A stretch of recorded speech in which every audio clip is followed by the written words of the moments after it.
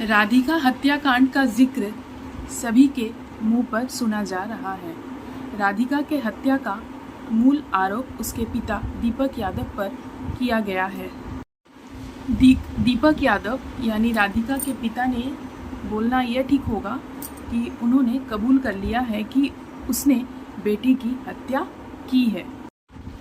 लेकिन यहाँ एक सवाल है कि दीपक यादव ने आखिर अपनी बेटी की हत्या क्यों की है, क्योंकि हर एक हत्या के पीछे कोई ना कोई कारण ज़रूर होता है।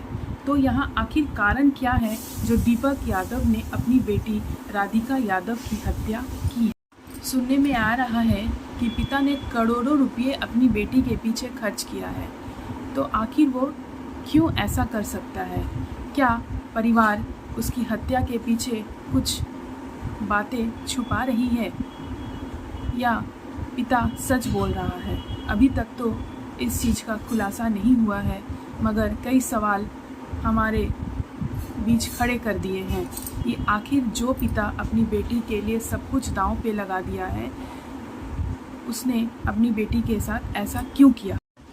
आखिर पूरे परिवार ने इस बात को क्यों छुपा रही है और सच्चाई क्यों नहीं बोल रही है? पूरे केस को स्टडी करने के लिए मैंने बहुत सारे मीडिया और उसके दोस्तों के बयान को यहाँ आप लोगों के सामने रखने जा रही हूँ। आखिर पिता और परिवार क्या छुपा रहे हैं या सच बोल रहे हैं? चलिए आगे बढ़ते हैं। मैं प्रियंका और आप सभी का मेरे चैनल प्रियंका वॉइस में स्वागत है। राधिका के परिवार के लोग और उसके कुछ मित्र जब मीडिया वालों के सामने अपना बयान रखते हैं तो उससे बहुत कुछ क्लियर हो जाता है कि आखिर राधिका की हत्या क्यों की गई है। चलिए इस बात को हम और आगे बढ़ाते हैं और आप लोगों के सामने अपना कुछ बात भी रखते हैं। राधिका के पिता दीपक यादव ने जो पुलिस से बात कही, मतलब जो बयान उन्होंने पुलिस को दिया, उसमें से 3 बातें अहम हैं। पहला बात है कि राधिका के पिता का कहना है कि जब वो दूध लेने जाते हैं तो वहाँ कुछ लोग उन्हें कहते हैं कि आप बेटी की कमाई खाते हो। पहला कारण उसने यह बताया कि मुझे जब लोग यह बात कहते हैं तो मैं परेशान हो जाता हूँ कि मैं बेटी की कमाई खाता हूँ। दूसरी बात उन्होंने कहा कि लोग मेरे बेटी के चरित्र पर उंगली उठाते थे, जिससे मैं काफ़ी परेशान था और उसे टेनिस जहाँ वो सिखाती थी उसको वो बंद करने के लिए कहा था। मतलब जिस एकेडमी को उसने खोला था उसके पिता को वो पसंद नहीं था, क्योंकि लोग राधिका के चरित्र पर उंगलियां उठा रहे थे और उनके पापा परेशान होकर उनसे राधिका से कहा था कि तुम उस एकेडमी में जाना बंद कर दो। मैंने जब राधिका से कहा कि तुम एकेडमी जाना बंद कर दो तो वो इससे इनकार कर देती थी और मैं काफ़ी परेशान हो गया था इस बात को लेकर। और तीसरी बात उन्होंने कहा कि राधिका 10 जुलाई को किचन में खाना बना रही थी, तब मैंने पीछे से उसके ऊपर गोलियां चला दी और उसकी माँ अंजू यादव घर में थी और उसका भाई, जिसका नाम धीरज है, वो ऑफिस गया हुआ था। राधिका के पिता दीपक यादव का पहला 2 बयान जो है उसमें ही असली राज छिपा हुआ है, क्योंकि जब मीडिया वाले उसके चाचा से बात करते हैं तो चाचा का बयान कुछ अलग ही होता है। रिश्तेदारों के मुताबिक दीपक यादव बहुत अमीर आदमी है, मतलब गुड़गांव स्थित उनका बहुत सारा प्रॉपर्टी है। एकदम प्राइम लोकेशन में उनकी जो प्रॉपर्टी है, प्राइम लोकेशन पर उनकी प्रॉपर्टी है। अगर वो आदमी बयान देता है कि लोग मेरे बेटी के ऊपर कहते हैं कि मैं बेटी का कमाई खाता हूँ, तो जो लोग जानते हैं कि वह बहुत अमीर आदमी है, मतलब बहुत प्रॉपर्टी का मालिक है, वो महीने में 4-5 लाख रुपया आराम से उसके घर में आ जाता है बैठे बैठे ही, तब वो बेटी की कमाई कैसे खा सकता है? लोग तो जानते हैं ना कि वो बहुत प्रॉपर्टी का मालिक है। गुड़गांव जैसे इलाके में, प्राइम इलाके में उनकी प्रॉपर्टी है, इनके रिश्तेदार का कहना है। तब एक बाप कैसे बोल सकता है कि मैं बेटी का कमाई खा सकता हूँ? तब इसका फर्स्ट जो बयान दिया है इसमें से और उसके रिश्तेदार का बयान दोनों ही अलग है। और दूसरी बयान जो उसके पापा देते हैं कि लोग मेरे बेटी के चरित्र पर उंगलियां उठाते हैं, जिससे मैं काफ़ी परेशान हो जाता हूँ। जब मीडिया वाले उसके इलाकों में जाके बात करते हैं, तब इलाके वाले कहते हैं कि राधिका अपने छोटे से उम्र में ही टेनिस खेलती थी और इतना नाम रोशन कर दी है कि गांव वाले भी उसके इस खेल से बहुत खुश थे। तब गांव वाले कैसे उसके चरित्र पर उंगलियां उठा सकते हैं।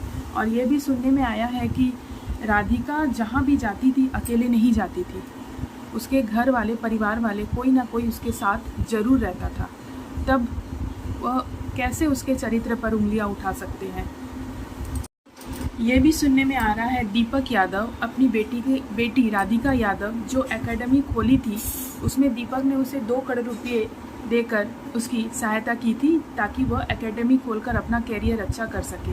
मतलब दीपक यादव की आर्थिक स्थिति अच्छी है, तभी वो इतना पैसा खोलने के लिए इतना पैसा दिया है अपनी बेटी को एकेडमी खोलने के लिए। तब लोग कैसे उंगली उठा सकते हैं कि वो अपनी बेटी की कमाई खा रहा है। यह बात बिल्कुल अलग है। मतलब दीपक यादव का जो पहला 2 पॉइंट है, मतलब पहला 2 बयान जो उसने दिया है कि बेटी की कमाई से वो कमाई खाता है, इससे वह परेशान था, और दूसरा कि उसका चरित्र पर लोग उंगली उठाते हैं। दोनों पॉइंट का कोई वैल्यू ही नहीं है मेरे मुताबिक, क्योंकि जो बाप 2 करोड़ रुपये एकेडमी खोलने के लिए दे सकता है, मतलब उसके पास पैसा तो ज़रूर होगा तभी वो दिया है। और दूसरा बात, गांव वाले कह रहे हैं कि राधिका बहुत शांत स्वभाव की थी, वो जहाँ भी जाती थी उसके घर परिवार वाले उसके साथ जाते थे, तब उसके चरित्र पर कैसे उंगलियां उठा सकता है। और इधर राधिका के रिश्तेदार वालों से सुनने में आया है कि राधिका की शादी की बात चल रही थी, लेकिन राधिका पहले अपना कैरियर को ठीक करना चाहती थी। मतलब अच्छी तरह वो सेटल होने के बाद वो कहती थी कि वह खुद से शादी करेगी।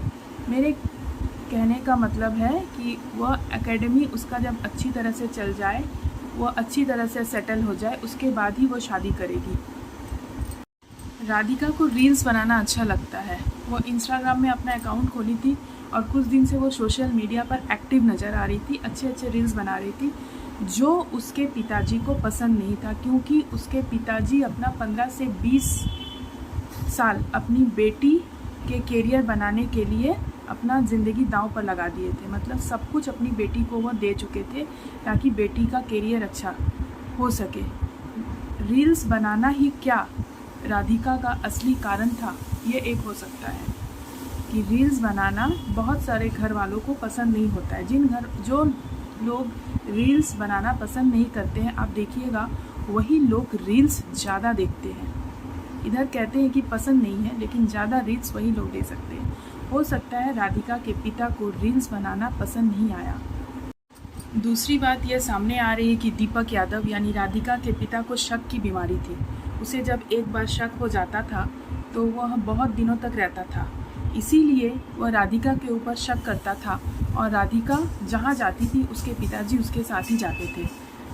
मतलब उसे अकेले नहीं छोड़ते थे। वह जहाँ खेलने जाती थी या कोई भी उसकी एकेडमी में जाना होता था या कहीं जाना होता था, राधिका के पिता उसके साथ साथ जाते थे, क्योंकि वह शक वाले आदमी था। शक वाला आदमी बहुत ख़तरनाक होता है। किसी के ऊपर शक हो जाए तो वो ज़िंदगी भर रह जाता है और छूटता नहीं है। कुछ दिनों से राधिका और उसके पिता पर अनबन चली रही थी। सुनने में आया कि राधिका के पिता कुछ नशा करते थे, जिससे रात में राधिका और राधिका के पिता में कुछ दिन से झमेला हो रहा था, क्योंकि राधिका के पिता चाहते थे कि राधिका जल्द से जल्द शादी कर ले और राधिका इसे मना कर रही थी। उसके पिता को तब शक हो रहा था, ज़रूर ये लड़की किसी और से प्यार करती है। इसका शक धीरे धीरे और बढ़ता जा रहा था, क्योंकि राधिका का मन था कि वो अपना कैरियर बना ले, उसके बाद शादी करे। लेकिन पिता तो शकी था, शक किए जा रहा था कि मैंने बेटी को सब कुछ दे दिया, सब कुछ मैंने कर दिया, लेकिन ये मेरे बात को सुन नहीं रही है, मेरे बात को टाली जा रही है। पिता को यह पसंद नहीं था कि मैंने बेटी को सब कुछ कर दिया, मैंने बेटी के लिए अपना ज़िंदगी के 15-20 साल गंवा दिया, सब कुछ दे दिया, लेकिन बेटी मेरे बात के बिना कैसे शादी करेगी।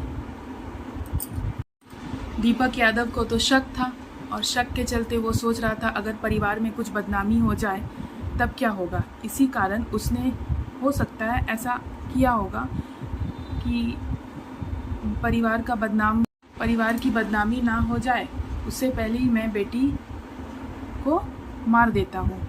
और उसने शक और गुस्से के कारण अपनी बेटी के ऊपर ऐसा किया होगा, हो सकता है।